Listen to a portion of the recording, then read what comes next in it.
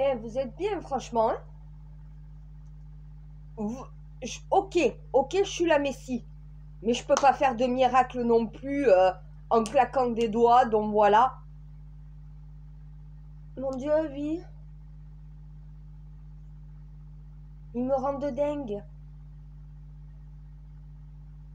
Parce que mes humains, ça veut dire les citoyens, me disent fais quelque chose pour cette guerre entre le Hamas et Netanyahou. Essaye de faire quelque chose. Mais j'essaye de leur faire comprendre en interne depuis hier, je ne fais pas de miracle en claquant des doigts. Ben c'est ça. Comment tu veux que j'arrive à instaurer la paix, à les guider vers la paix, quand ils ne veulent pas entendre? Voilà, à un moment donné, je m'appelle pas Netanyahou, je m'appelle pas le Hamas. Je m'appelle Lilith Sengral. Voilà. Moi, je suis censée être le guide, les mener là où ils doivent être menés pour vivre en paix. Ils ne veulent pas. J'ai deux gouvernements qui n'est pas capable de s'asseoir à une table et de discuter, d'asseoir la paix durable pour leurs deux nations. Ils préfèrent faire la guerre. Qu'est-ce que tu veux que je fasse, moi? Non, il n'y a pas que des citoyens. Non, il y a aussi les familles des otages qui me disent fais quelque chose pour les otages. Mais les otages ne seront pas libérés tant que Netanyahou continuera de bombarder. Est-ce que ça monte à votre cerveau? Le Hamas ne rendra pas le reste des otages tant que Netanyahou continuera de bombarder. Va falloir s'asseoir à une table, négocier la libération des otages et négocier la fin de cette guerre.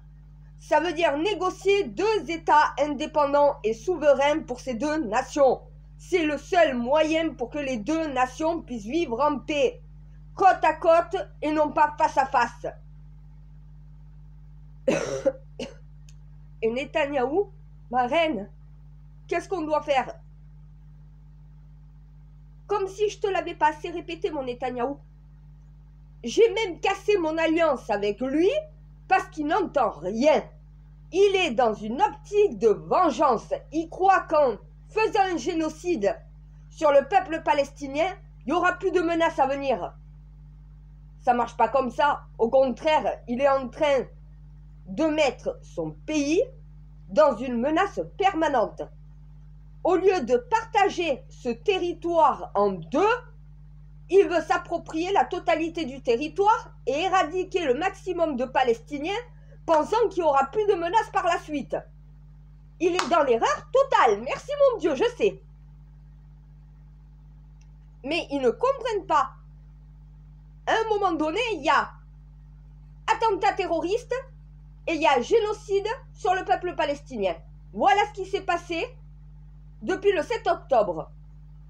Le Hamas, qui pour faire comprendre à Netanyahou, ça suffit de nous voler notre territoire, a créé un attentat terroriste, il faut utiliser les mots tels qu'ils sont. Ça a été une boucherie, ça a été d'une barbarie sans nom. Mais ce que fait Netanyahou, c'est pas mieux non plus. De bombarder comme ça,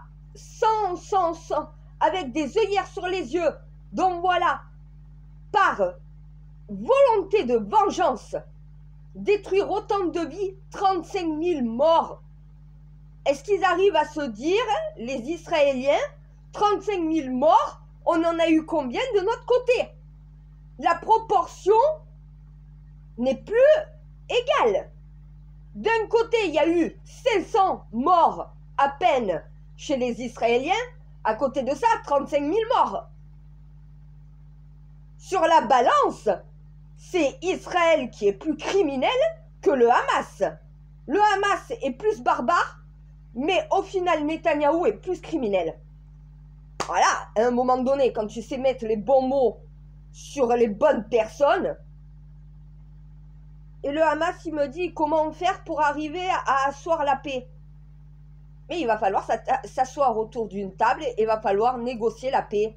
Va falloir que toi, mon Hamas, vous enterrez l'âge de guerre et que Netanyahou enterre l'âge de guerre. Si vous voulez vivre ensemble sur le même territoire, il va falloir y mettre du sien.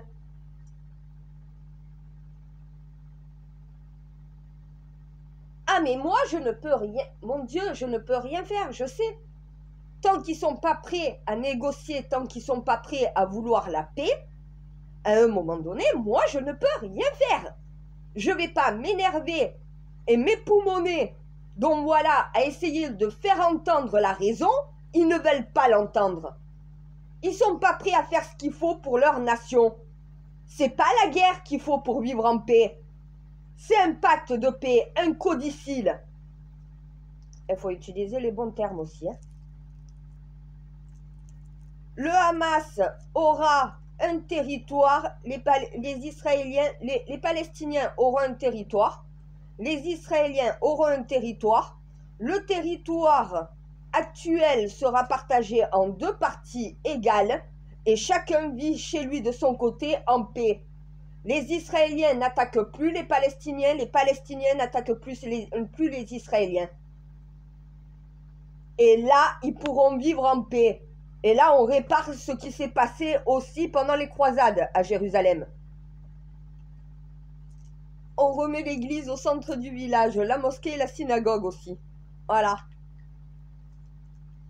Non mais moi, j'en peux plus. Ma reine, fais quelque chose. Ma reine, fais quelque chose. Ma reine, viens-nous en aide. Ma reine, que ça soit les pro-palestiniens, les pro-israéliens, que ça soit ceux qui sont neutres, que ça soit le gouvernement israélien et le gouvernement palestinien, à un moment donné, viens-nous en aide. Est-ce que vous êtes prêts à asseoir la paix? Si vous ne voulez pas la paix, alors je ne peux pas vous aider. À un moment donné, c'est clair, net et précis. Si tu ne veux pas la paix, personne ne peut t'aider. On ne peut pas vivre en paix sous des bombardements. On ne peut pas vivre en paix avec le risque d'un attentat terroriste permanent. Ce n'est pas possible. Réveillez-vous. Au bout d'un moment, ouvrez les yeux. Connectez-vous au monde réel. Dans quel monde vous vivez? Au lieu de réclamer de l'aide, commencez à réfléchir un petit peu dans vos têtes. Si vous voulez vivre en paix, si vous ne voulez pas vivre sous une menace permanente, arrêtez de vous entretuer. C'est peut-être la meilleure solution pour protéger les Palestiniens et les Israéliens, c'est d'arrêter de faire cette guerre. Ça fait plus de 50 ans qu'elle dure. Faut y mettre un terme au bout d'un moment. Même la guerre de 100 ans n'a pas duré 100 ans et elle s'est arrêtée au bout d'un moment. Toutes les guerres s'arrêtent à un moment, par un pacte de paix. Vous allez attendre quoi? Qu'il n'y ait plus d'Israël, qu'il n'y ait plus de Palestine pour pouvoir le faire? Arrêtez vos conneries. Partagez en 2, à parts égales, vivez chacun en paix de votre côté sur votre territoire, et à un moment donné, vous verrez que vous n'aurez plus de problème. Vous les cherchez les emmerdes.